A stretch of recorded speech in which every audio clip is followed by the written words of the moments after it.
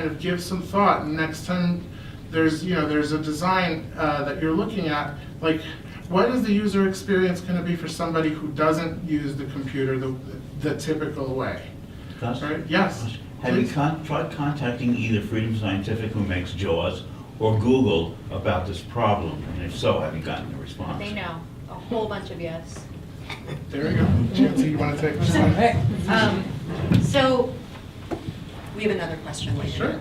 I think the people at Google have access to a search engine. And there've been A little one. there's been a lot of discussion on mailing lists. There have been direct, waves of letter writing to Google. There have been demonstrations. There have been slide presentations at conferences.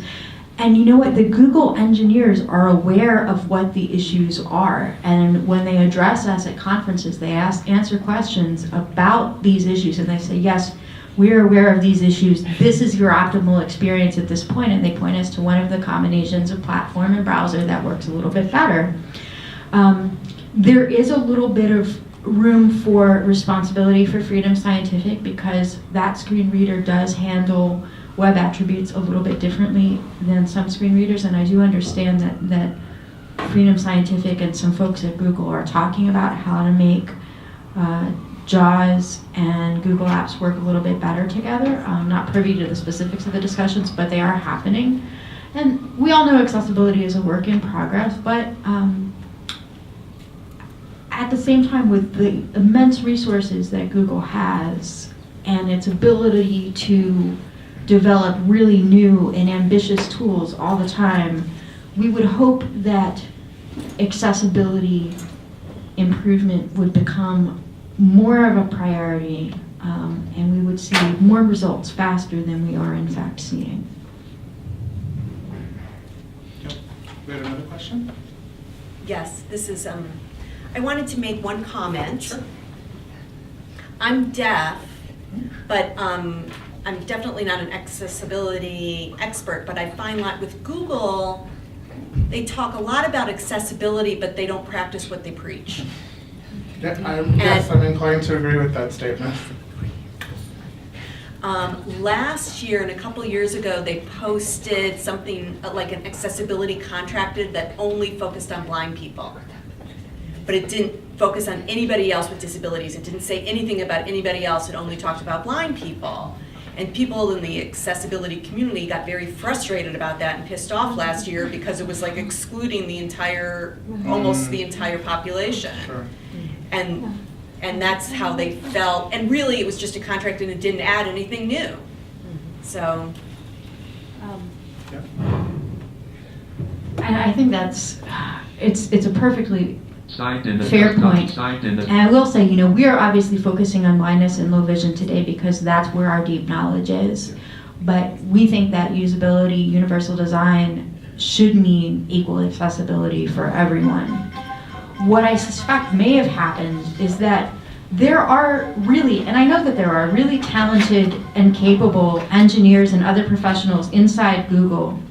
And probably there is a pocket of those people who advocated for our particular set of needs, and that may have resulted in some kind of a standard being developed that left out other groups. And that's why it's so important for every group, all stakeholders, to continuously, even though it can be frustrating sometimes, give lots of feedback, even when it gets tiring, so that we make sure that all our voices are heard and that we're all part of the process.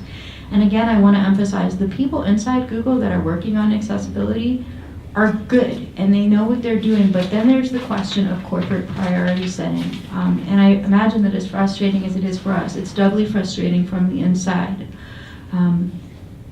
which is why I think it's important not only that we know the technical aspects of accessibility, but that we raise the profile of this issue publicly so that Google is forced to answer publicly and explain the prioritization that's happening publicly.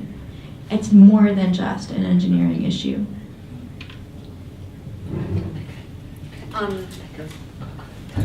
Because like this is, like your comments that Google Docs is not particularly accessible for visually impaired people, you know, and then also they can be concerned about web access for blind people.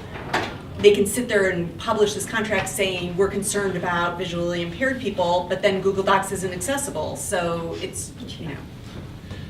Absolutely. I've been experiencing the same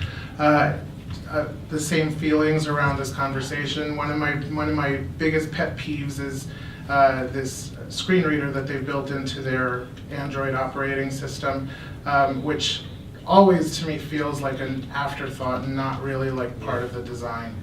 And so that's one of the things that we're, you know, that we're just trying to, like I said, raise the profile and raise awareness of what's going on.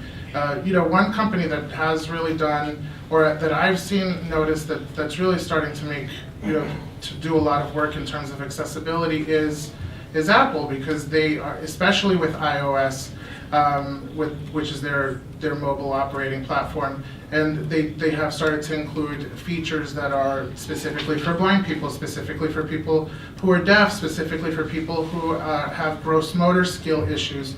So like they're addressing different issues, and you know, like Chancey said, it is a work in progress, but we definitely want to make sure that our voices are heard. And since this is the voice that you know, we have a little bit of expertise on that we can offer here, then that's what we're speaking of. But definitely we encourage every other disability population, disability community to speak up and be heard as well.